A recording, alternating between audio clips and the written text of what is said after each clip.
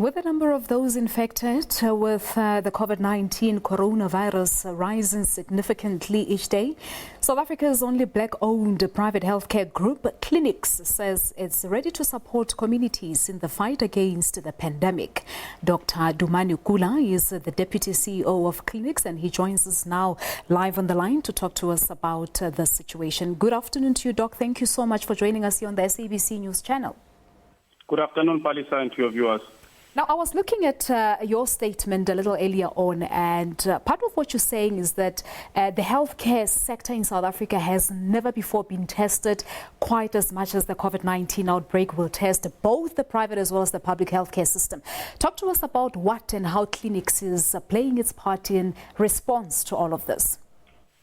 So I think, Palisa, the truth is that the entire world has not really been tested to this scale, probably for the last 100 years.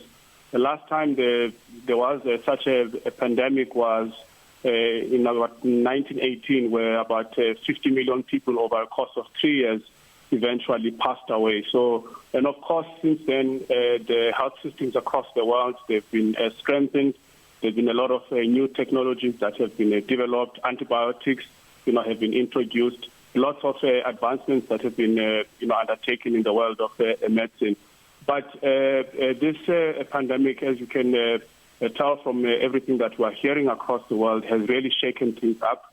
And locally here in South Africa, we've been hard at work for the last few weeks, probably now for 6 to 8 weeks, that have been hard at work to prepare, for the coming for the eventual coming of COVID-19 into our shores. And of course, as you know, the numbers have been ticking up. We are already seeing a number of people in our hospitals. And as you know, that also the number of deaths have also been rising. So we're quite worried about that. A lot of work that has been done already across the private and public sector. We are also gearing up. We've been gearing up, certainly in terms of equipment. As you know, this virus, it really targets the respiratory system. So we've been particularly making sure that we are equipped in our ICUs. We're buying more ventilators. We're making sure that our staff have got all the personal protective equipment that they need to make sure that they can look after the patients safely. Lots of other interventions that we're making. We're getting more nurses and doctors back. We even have invited retired nurses to come and help us. We put out a word a few days ago, and we had over 300 nurses who put up their hands saying that they are willing to come and stand shoulder to shoulder with us as we battle this pandemic. And a number of calls really have been made to take precautions, your basics, regularly washing your hands, maintaining that social distance, for example. People have been urged to stay in their homes. What can you tell me? What do we need to do to be able to respond effectively to the situation?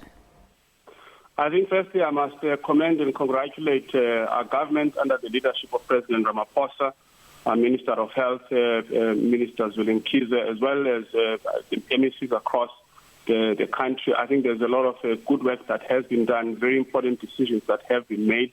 I think you may have seen that as recent as yesterday, we actually got some very complimentary feedback in terms of how our system has responded to this, compared certainly with some of the other developed countries. So really, I think we really have advanced on that front. I think the key issue is that this is a new virus, and there isn't a lot of scientific knowledge around it. Of course, now there's a lot of information that is coming out of China. You would have the viewers, and you would have seen yesterday there was actually lots of interactions between the Chinese and the South African officials to make sure that we can learn all the lessons. So I think what we all have got to do is to make sure that we are staying very close to what the scientists are saying. And of course, we have got the NICD that is leading the efforts locally.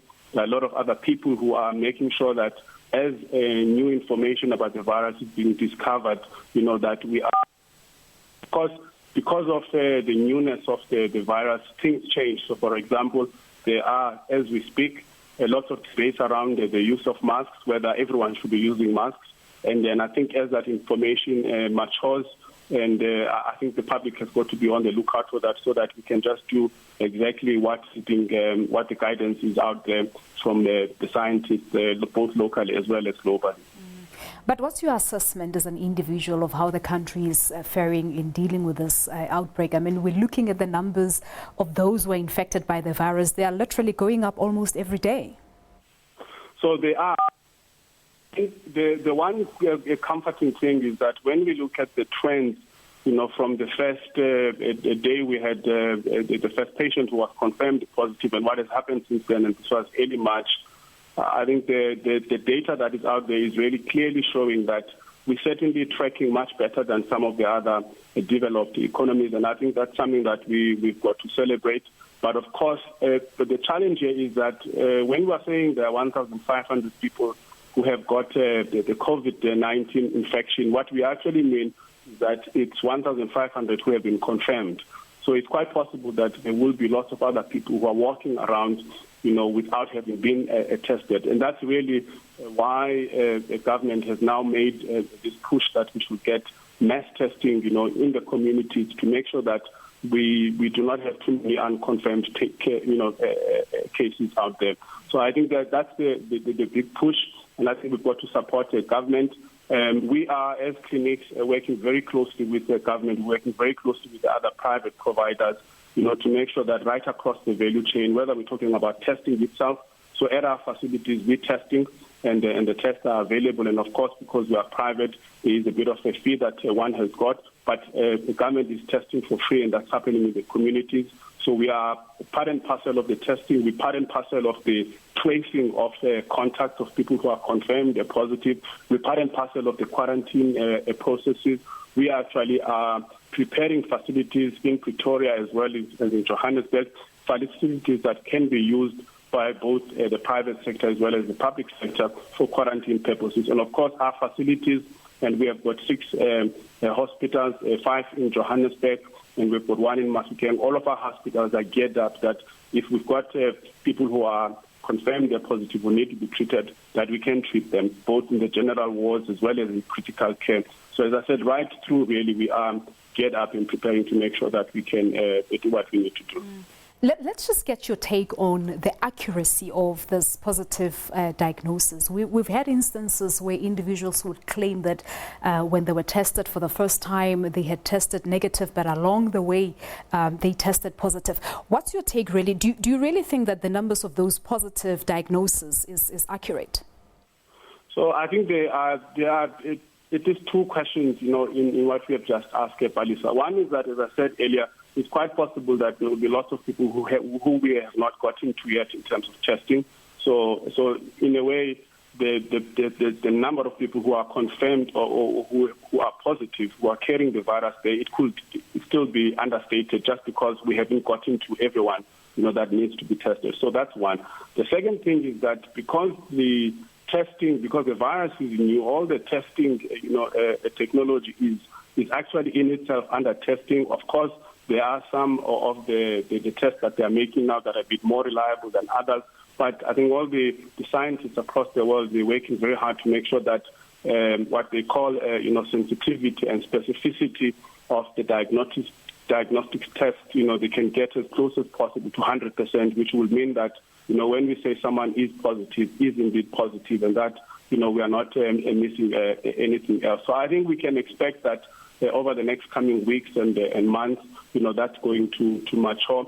And I think the public should really understand that even when the likes of the HIV, when it started, we would have gone through this phase, that when there would have been a lot of uncertainty. Now we know a lot about HIV. And I think we can take confidence, certainly in our local scientific community, and we have got great many experts in our country, both in the public and the private sector. We can take confidence that we will eventually, get to a state where we know enough to be able to combat the COVID-19. All right. Just in conclusion, your advice really to people watching this interview in terms of protecting themselves from the infection? So I think everyone has got to take this very seriously. There have been a lot of myths and misunderstandings around it. Some, young people think that they cannot be affected, and there have also been myths around black people, not being affected. And I think what we are learning is that no matter what race or nationality you are, whether you are rich or poor, that we are all vulnerable. There have been instances of 1-month-old babies, who have contracted the virus and died. There have been reports of that. And of course, we know that the elderly are also particularly vulnerable. And I think the message is very clear. We've got to follow exactly what the government and the Department of Health and the NICD are guiding us. And the message right now is very clear. People have got to stay at home. We've got to make sure that we can flatten the curve so that we can make sure that the healthcare system, both in the private and the public sector, doesn't get overwhelmed in a short time with too many cases there that we cannot treat. Because really what you're seeing, for example, in countries like Italy, the reason they've got a lot of deaths is not so much, that the virus is deadly, but that the health system actually has not been able to cope, with treating the people. So, and that's what we've got to make sure is that we flatten the curve. People have got to do what they need to do and really stay at home, as government has advised. All right. So as you say, the message is clear, and it's one, people got to stay at home so to be able to flatten this curve. Thank you so much for speaking to us. Dr. Dumani Kula is the Deputy CEO of I Clinix.